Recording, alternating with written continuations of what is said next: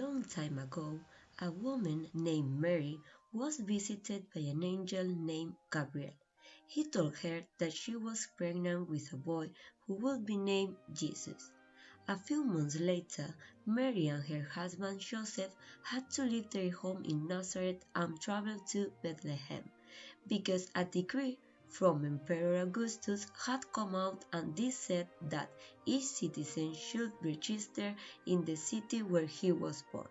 Then both set course from Nazareth to Bethlehem, the city where Joseph was born. After a long journey through the desert, in which they only had the little help of a donkey, they reached Bethlehem. Maria is a few days away from giving birth, and then it happens Maria goes into labor. They quickly start looking for a refuge where their child can be born. They were desperate as no one offered them a place. Finally, they found a man who, although the inn was full, offered them a stable. This is where the Virgin gives birth to Jesus. The Savior was born.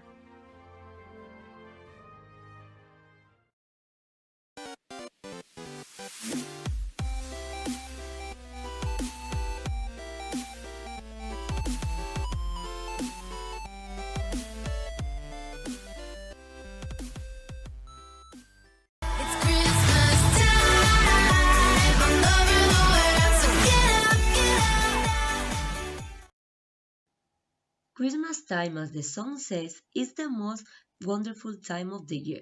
Many families observe Christmas as a beautiful religious holiday. It's a time when everything sparkles with joy. Think of all those beloved holiday traditions, giving presents, decorating the tree, sending cards, singing carols. But like all traditions, the ones that make Christmas feel like Christmas have a history. Some of our most well-loved Christmas traditions come from one particular time and place 19th century England.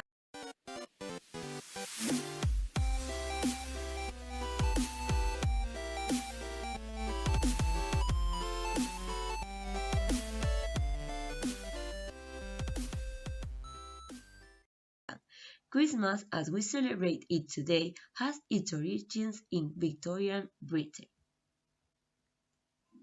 In fact, in the early 19th century, turkeys would have been too expensive for the majority of households to afford, but the development of the railway made them more accessible and affordable, and soon they had become the star attraction at Christmas dinner tables. At the beginning of the 19th century, Christmas was not widely celebrated, but it was set to change. By the end of the 19th century, the Victorians had firmly established Christmas as a time for celebration and had introduced many of our beloved Christmas traditions. Many attribute the change to Queen Victoria, and it was her marriage to the German-born Prince Albert that introduced some of the most prominent aspects of Christmas.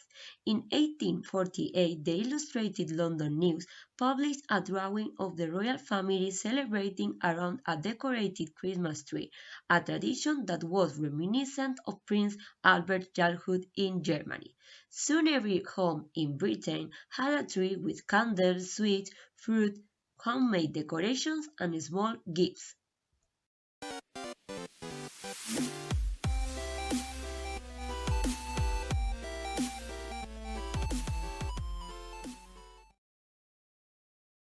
Let's start by the beginning. In England, the official day for the start of Christmas is November 15. As a curiosity, Norway gives England every year since 1947 a Christmas tree that is placed in Trafalgar Square on this day, symbolizing the cooperation between the two countries during the Second World War. Of course, the Christmas carols also begin to sound from the same date in all shops. The atmosphere from the first day could not be more Christmassy. If minstrels are more to your liking, just say, Alexa, play Christmas carols. Here's Christmas carols. Where is this lady Alexa that you speak of? It's right here.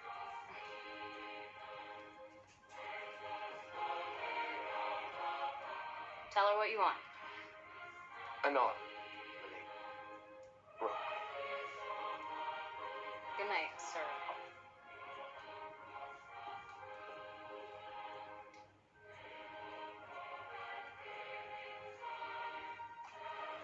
The custom of sending Christmas cards to friends and family originated in Britain too. In 1843, John Calcott Horsley designed the first one for Sir Henry Cole. Thus began a real spirit of sending Christmas cards, and this practice soon became an established tradition. I make and write Christmas cards.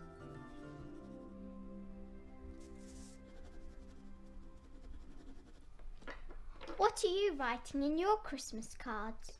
I'm writing to Emma. Happy Christmas from Jack.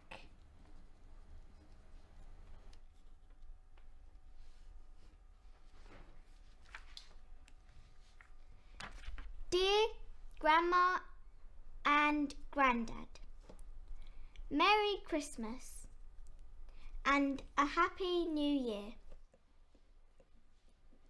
Love, Sally. Advent calendar is one of the most anticipated customs by children every year. This calendar runs from December 1 to December 25, and each day corresponds to a box that keeps a surprise inside, usually chocolate. Let me see. It's a Christmas tree.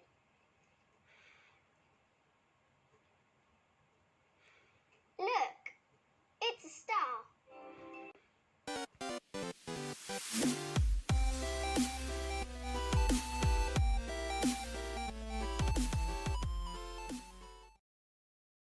Houses in England are decorated in a big way, both inside and out. For British families, Christmas decoration is still an event to which they spend a lot of time. In English towns, everyone usually places their Christmas tree near the window so that it can be seen from the outside. In addition to the tree, candles, garlands, Christmas figures, and socks are frequently placed through the house. It is also common to decorate the facades with endless lights. The mistletoe is also usually an element quite used to decorate the English houses. In fact, England was one of the first countries to use this plant as a Christmas decoration. For the Celts, mistletoes had medicinal and mystical properties such as fertility and prosperity. Over the centuries, the English have taken Christmas as a representative in Christmas decoration and also for luck and protection of houses. Certainly wouldn't turn down an invitation. Look, Cole, mistletoe. You know what that means? The dun plant that wards off evil spirits? No, silly. It's tradition to kiss if you're proud of it, mistletoe. Bad luck if you don't.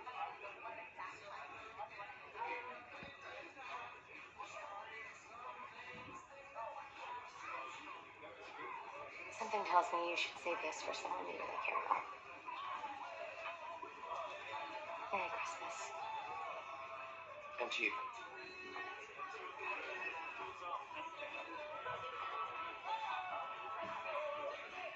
Indeed, I was hoping you might enlighten me on the facts of a certain Christmas tradition.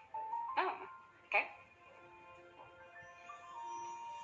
From what I gather, it's bad luck if a couple don't kiss once they find themselves underneath it.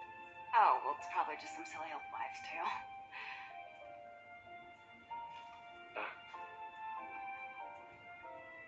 But why risk it?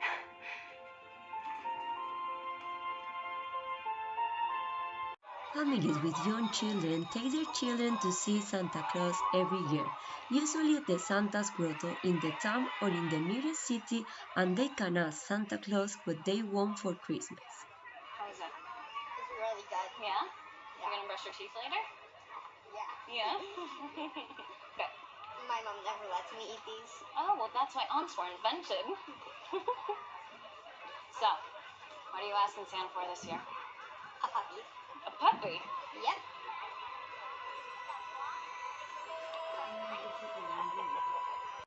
Going with your family to see a Christmas pantomime in England is as typical as going to see Nativity Essence in Spain. Pantomime is a kind of musical comedy type theater production designed for family entertainment. They originate from England and are performed throughout the UK, Ireland, and other English-speaking countries, especially during the Christmas and New Year's season.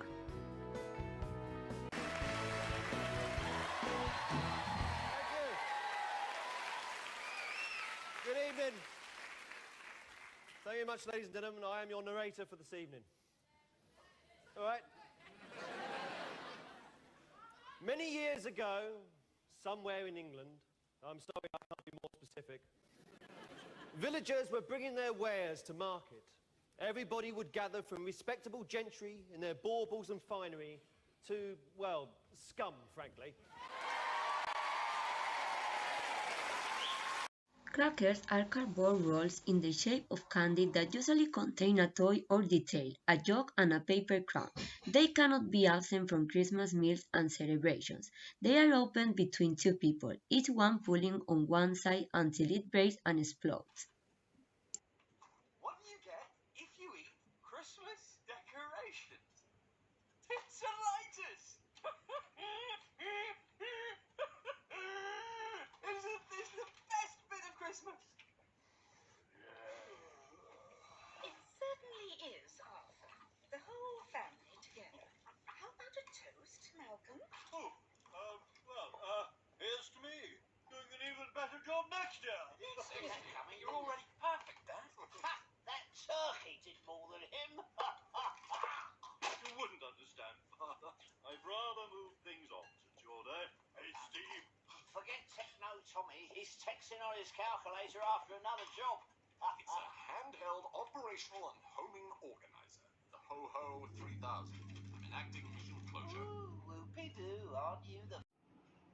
Now we are going to watch the Queen Elizabeth Christmas Day message while I eat some cookies, my gingerbread cookies, and drink some coffee.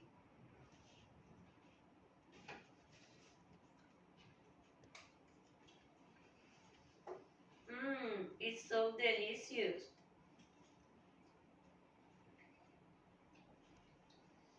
And now, let's go to watch the Queen's message.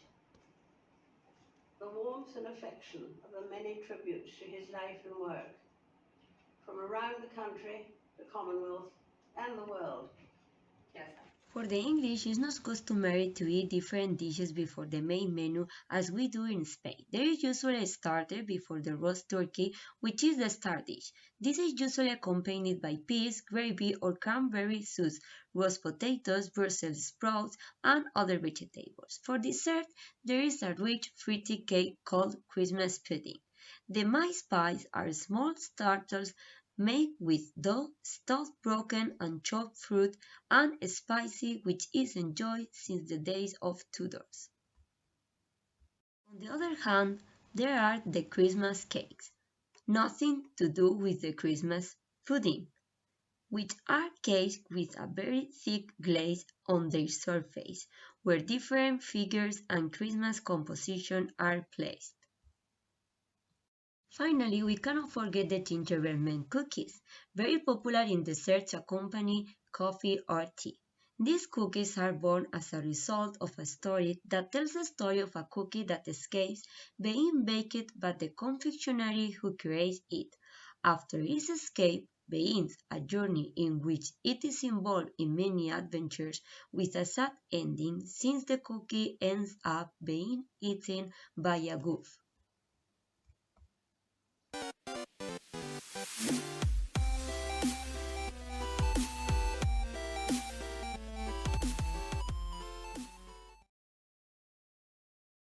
Today we are going to make gingerbread man cookies, and the tools that we need to make it are roller, gingerbread man cutter, and baker paper.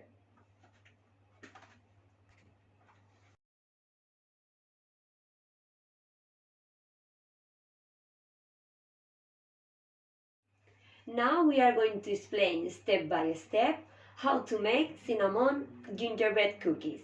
Step 1. I recommend sifting the flour, ginger and cinnamon, that is the dry ingredient.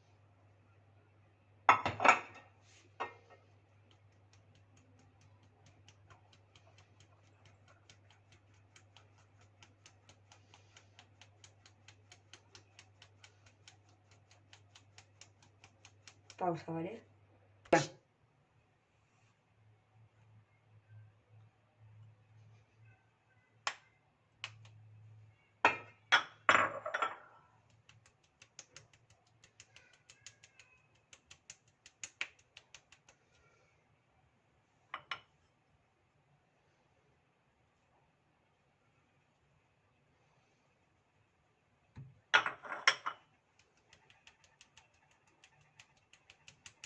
Pausa. Now we are going to beat the butter with the brown sugar.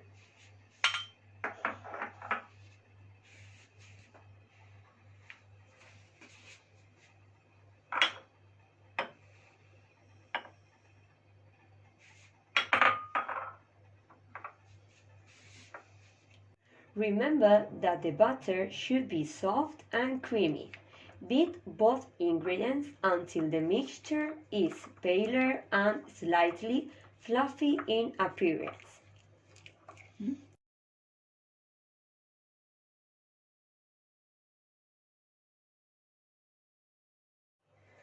Add a third of this mixture and beat until you do not see any traces of flour. Do this until you finish adding the dry ingredients.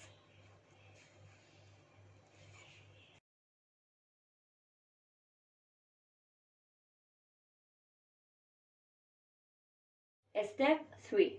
You can add the egg and continue mixing until all the ingredients are homogeneous.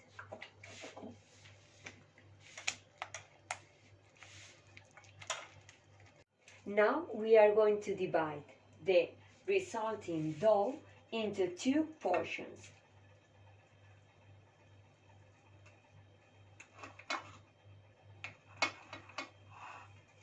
And flatten them a little and wrap them with plastic wrap.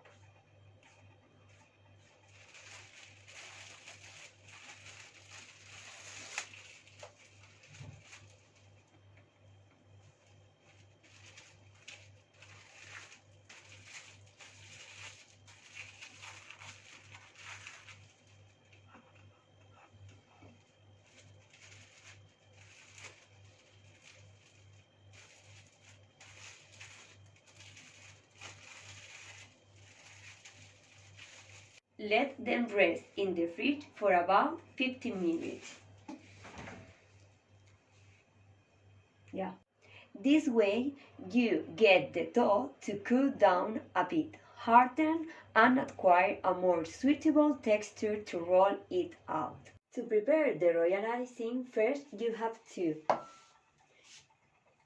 mount the egg whites with rods. We beat until they begin to whiten and take consistency.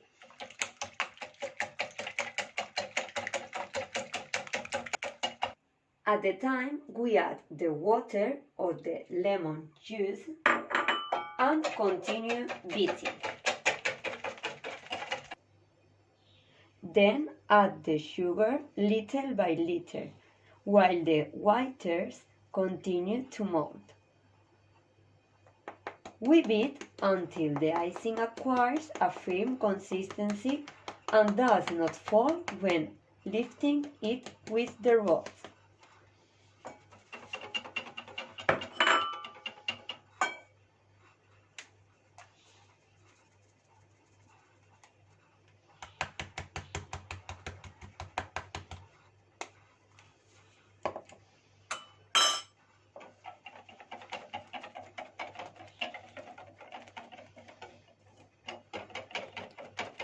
Now it's time to cook the gingerbread man cookies.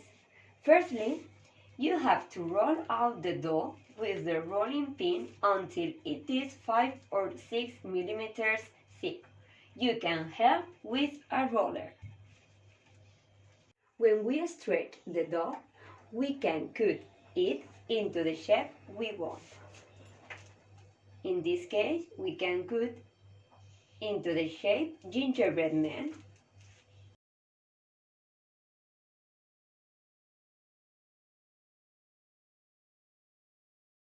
Now place a sheet of parchment paper on the baking sheet. Arrange the cookies on it, leaving 2 centimeters between them.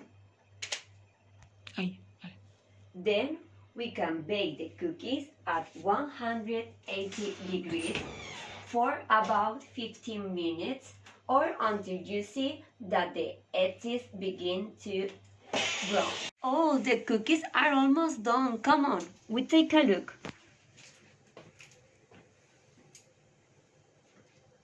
Oh, it smells so good.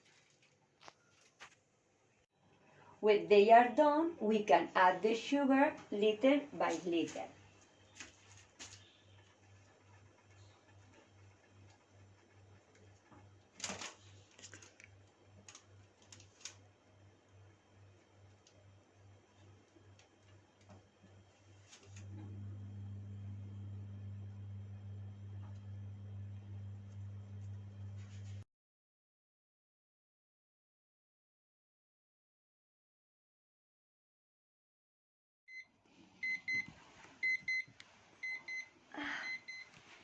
It's Christmas Day!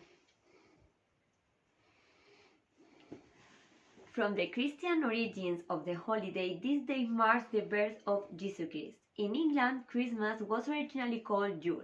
The Old Saxon word Yule meant midwinter. However, when the Anglo-Saxons were converted to Christianity, the word Yule came to mean Jesus' birthday. The word Christmas, was not used until the 11th century. As you can see, I hung up my stockings on the bedpost. In the UK, we hang stockings around the bed, ready for Father Christmas, who will hopefully fill them up with presents. But why do the children hang up Christmas stockings? Father Christmas once dropped some gold coins while coming down the chimney. The coins would fallen through the ash grate and been lost if they hadn't landed in a stocking that had been hung out to dry. Since that time, children have continued to hang out the stocking in hopes of finding them filled with gifts. Oh, it's Christmas Day and Father Christmas has arrived. On the night before Christmas, I left out some cookies and brandy for him and some carrots for his reindeers. And there are a lot of presents under the Christmas tree. Oh, I'm so excited to open it. Oh, it's a coat. I like it.